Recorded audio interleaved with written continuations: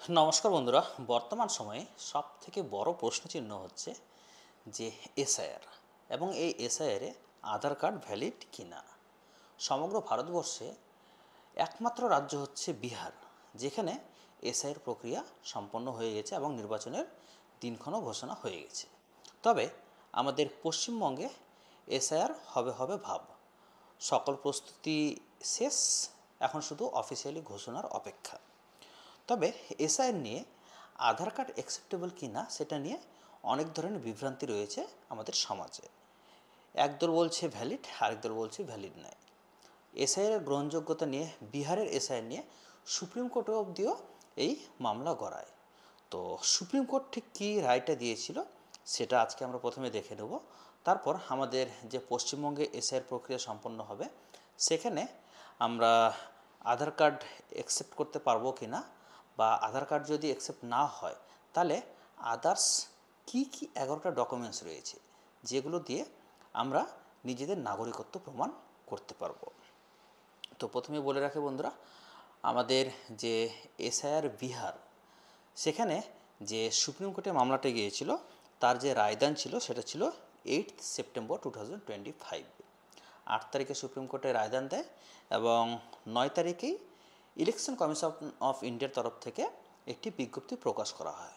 আমি এই বিজ্ঞপ্তিটি অবশ্যই ডিসক্রিপশনে দিয়ে দেবো, আপনারা চাইলে সেখান থেকে ভিউ অথবা ডাউনলোড করে নিতে পারেন। তো সেই ইলেকশন কমিশন অফ ইন্ডিয়ার তরফ থেকে যে বিজ্ঞপ্তিটা দেওয়া হয় 9 সেপ্টেম্বরে, সেখানে বলা হয় যে additionally in pursuance of the order of the Honorable Supreme Court dated 8th September 2025, the following instructions are issued for immediate compliance. কী কী ইনস্ট্রাকশন বলছে? এ নাম্বার বলছে the Aadhaar card shall be treated as the 12th document in addition to the 11th document listed in Annexure C and Annexure D of the SR order dated 24th June 2025. B number বলছে the Aadhaar card is to be accepted and utilized as a proof of identity and not as a proof of citizen in terms of section 9 of the Aadhaar Delivery of Financial and Other Subsidies Benefit and Services Act 2026. Under section 23(4) of the Representation of Peoples Act 1950, the Aadhaar card is already one of the documents enumerated for the purpose of establishing the identity of a person.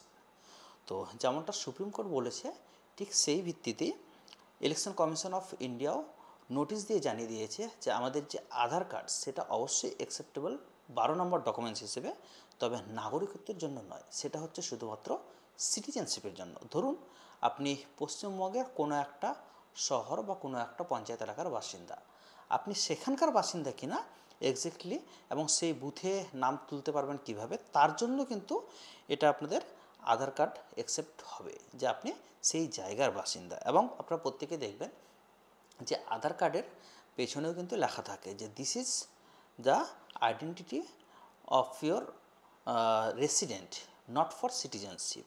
অর্থাৎ আপনার নাগরিকত্বের প্রমাণ নয়, শুধুমাত্র আপনার স্থানের বা আপনি যে সেখানকার বাসিন্দা সেই বাসিন্দার প্রমাণ।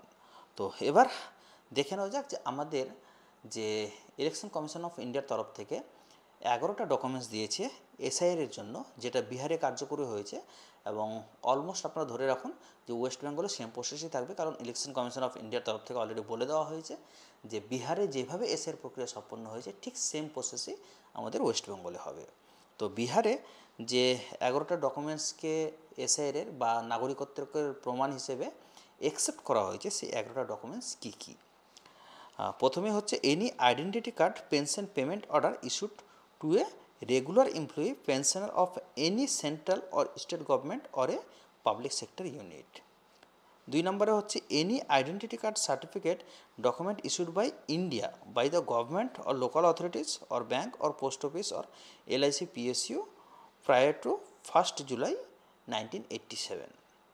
এবং 3 নম্বরে যেটা সব থেকে গুরুত্বপূর্ণ এবং কম বেশি সবারই রয়েছে সেটা হচ্ছে বার্থ সার্টিফিকেট। 4 নম্বরে রয়েছে পাসপোর্ট। 5 নম্বরে রয়েছে matriculation or education certificate issued by the recognised board or university, যেখানে আপনাদের ডেট অফ বার্থ রয়েছে। বেসিক্যালি আমরা সবাই যে সার্টিফিকেটটাকে ডেট অফ বার্থের জন্য প্রমাণ হিসেবে দিয়ে থাকি সেটা হচ্ছে মাধ্যমিকের অ্যাডমিট কার্ড। সেই মাধ্যমিকের অ্যাডমিট কার্ড কিন্তু এসআইআর এর ক্ষেত্রে আপনারা অ্যাকসেপ্ট করতে পারবেন।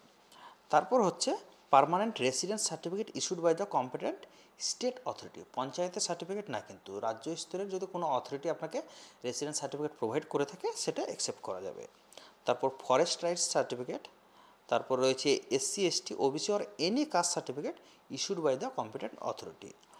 ন্যাশনাল রেজিস্টার অফ সিটিজেন্স বা এনআরসি, যেটা হচ্ছে বাইরের দেশের নাগরিক যারা ভারতে এসে লিগালি নাগরিকত্ব পেয়েছে তাদের সেই সার্টিফিকেট।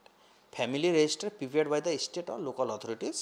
এবং লাস্ট যেটা 11 নম্বরে রয়েছে any land or house allotment certificate by the government. অর্থাৎ এই 11টার মধ্যে যে কোনো একটা ডকুমেন্টস যদি আপনাদের থাকে তাহলে আপনারা নাগরিকত্বের প্রমাণ হিসেবে সেটাকে ইলেকশন কমিশন অফ ইন্ডিয়ার তরফ থেকে অ্যাকসেপ্ট করা হবে এবং আপনার যে নামটা সেটা নতুন ভোটার লিস্টে নথিভুক্ত করা হবে। এবং এই 11টার মধ্যে যদি কোনো ডকুমেন্টস আপনার না থাকে তাহলে কিন্তু এসআইআরে আপনার নাম বাদ যেতে পারে।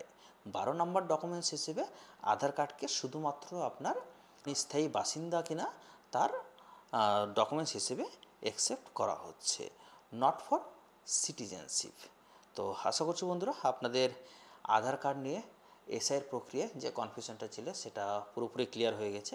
তো যদি ইনফরমেশনটি ভালো লেগে থাকে অবশ্যই ভিডিওটিকে সকল বন্ধুদের সাথে শেয়ার করে দেবেন এবং যাওয়ার আগে আমাদের চ্যানেলকে অবশ্যই সাবস্ক্রাইব করে দিয়ে যাবেন। ধন্যবাদ।